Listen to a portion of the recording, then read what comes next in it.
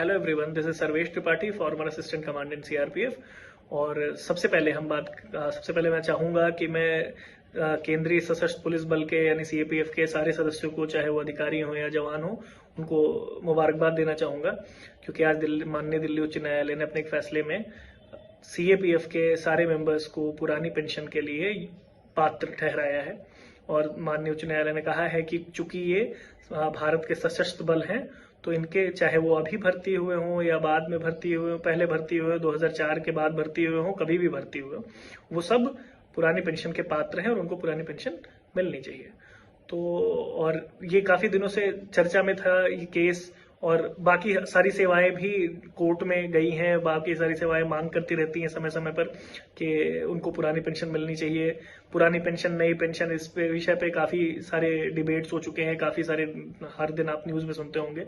तो पुरानी pension basically अगर आप ऐसा समझें कि पुरानी पेंशन 2004 के बाद बंद कर दी गई थी, केवल ये ट्राई सर्विसेज जो हैं, arm forces of the union, जो भारत के सशस्त्र बल हैं, ट्राई सर्विसेज यानी कि एयरफोर्स, आर्मी और नेवी, इनके लिए पुरानी पेंशन लागू थी। बाकियों के लिए पुरानी पेंशन बंद कर दी गई थी और नई पेंशन प्रणाली इनके लिए लागू थी, न्यू पेंशन स्कीम थी।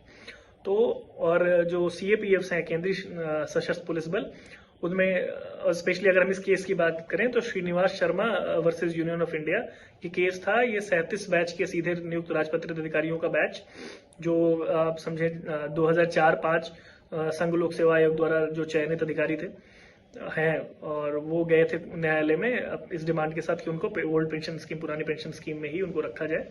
तो इस पे आज दिल्ली उच्च न्यायालय ने, माननीय दिल्ली उच्च न्यायालय ने फैसला लिया है कि वो actually according to Indian constitution, CAPFs are other armed forces of the union, so that means they are armed forces of the union. So if you are giving old pension to the armed forces of the union, CAPFs should be included in it, and that is what court said in this verdict. So अगर हम इस पे बात करें कि old pension scheme और या फिर कितना कितना असर पड़ता है इस फैसले का कितना असर होगा, तो आप इससे ये समझ लीजिए कि जो पहले अभी कार्यरत है सीएपीएफ में, उन पे तो 2004 से पहले वालों पे, 2004 के बाद वालों पे, सब पे एक तरफा असर होगा, क्योंकि कोर्ट ने साफ कहा है। अभी भी हम रिटर्न ऑर्डर्स का इंतजार कर रहे हैं, लेकिन जहां तक मुझे सूचना है, उन्होंने ये, माननीय न्यायालय ने ये कहा है अपने फैसले में कि अगर पहले भी भर्ती हो या बाद में भर्ती हो 2004 के, वो पात्र हैं पुरानी पेंशन के। तो अब जो आगे भी चयनित होंगे, चाहे वो सिपाही भर्ती हो या किसी भी रैंक पे भर्ती हो सीएपीएफ में, उनके लिए ये असरदार होगा और उनको पुरानी पेंशन मिलेगी। पुरानी पेंशन में होता ये था कि आपकी जैसे आप 60 साल पे रिटायर हो गए अपनी सर्विस पूरी करके, तो आपको मोटा मोटी अगर आप समझें तो जिस समय आप रिटायर होते थे उस समय की सैलरी का 50% तकरीबन आपको हर महीने मिला करता था। तो उससे आपका जीवन उसके बाद एक निश्चित आय होती थी जो आपके पास होती थी। तो और न्यू पेंशन स्कीम में ये काफी बदल गया है। न्यू पेंशन स्कीम में आप अपनी ही सैलरी का एक निश्चित पार्ट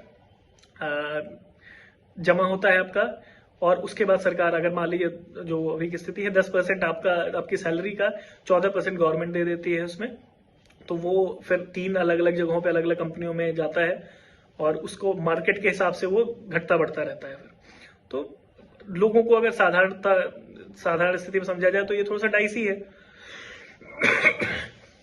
तो और जो पुरानी पेंशन स्कीम थी उसमें एक और फायदा था कि 20 साल की अवधि में आप वॉलंटियर रिटायरमेंट ले सकते थे। तो अगर कोई 21-22 साल में, 25 साल में भर्ती हुआ है, तो वो 20 साल बाद उसके पास ऑप्शन थे कि अगर वो कुछ और करना चाहता है तो उसके बाद उसको पेंशन मिलती रहेगी, तो वो सिक्योर हो जाता था उसका भविष्य वहां से। तो वो भी एक फायदा था। और एनपीएस अभी क्योंकि नया सिस्टम है, तो अगर बहुत अच्छा भी हो, बहुत अच्छे पहलू भी हो उसको, तो बहुत सारे लोगों को पता नहीं है, तो लोगों के दिमाग में शंकाएं रहती हैं। तो पुरानी पेंशन अभी सीएपीएफ को और आर्मी को अगर मिल रही थी, तो उनका तर्क यही था जो पिटिशनर्स थे, कि अगर arm forces of the union को मिल रहा है तो इनको भी मिलना चाहिए। और माननीय दिल्ली उच्च न्यायालय ने आज उस पर अपनी मुहर लगाई है। तो इससे काफी सारे बदलाव होंगे आगे की स्थिति में।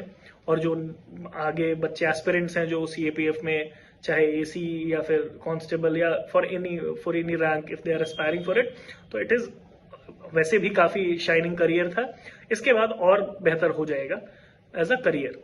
तो आपका फ्यूचर और स्टेबल होगा। सरकारी नौकरी बेसिकली अगर हम बात करें बहुत बेसिक स्तर पे जाके, तो सरकारी नौकरी का सबसे बड़ा चार्म होता था कि बड़े बुजुर्ग भी से सुना होगा आपने कि स्टेबल करियर देता है।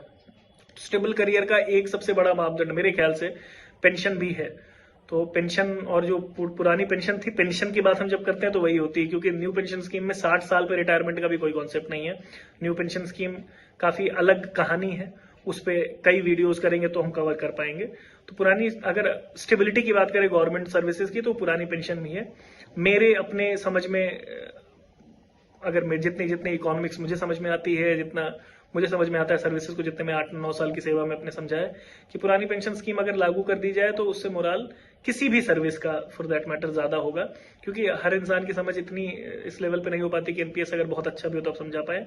तो अगर आपको अट्रैक्ट करना है कि लोगों, नए नौजवानों को, तो ये हमेशा एक स्टेबिलिटी देता है, परिवार को स्टेबिलिटी देता है। जवान तो मान लीजिए बॉर्डर्स पे होगा या फिर कहीं पे भी होगा, उसका परिवार ये निश्चिंत होता है कि पेंशन आएगी जब रिटायरमेंट हो जाएगा तो भी। तो एक समय अवधि के बाद जब इंसान काम करने लायक नहीं होता तो ये सहारा होता है, बहुत बड़ा सहारा होता है। तो ये बहुत बड़ा फैसला है और ये बहुत ही, इसके कई डायमेंशंस में इसके असर दिखेंगे आने वाले भविष्य में। तो मैं बहुत फिर से एक बार सबको मुबारकबाद देता हूँ और आप सबको धन्यवाद। Thank you.